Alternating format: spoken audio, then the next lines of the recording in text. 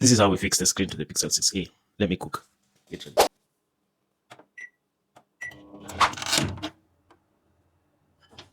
After putting this in the microwave for 30 seconds, I have to place it on top of the phone on one of the sides. Start with the right side for 90 seconds for it to loosen the adhesive. I'll then use this tool to do this.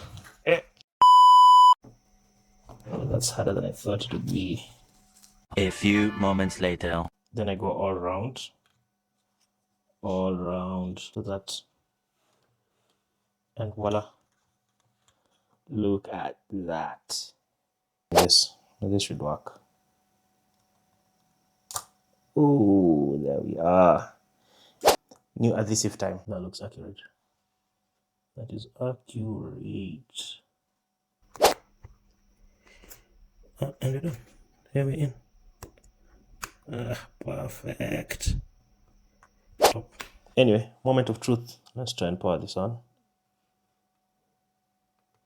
Oh, you can see that's on.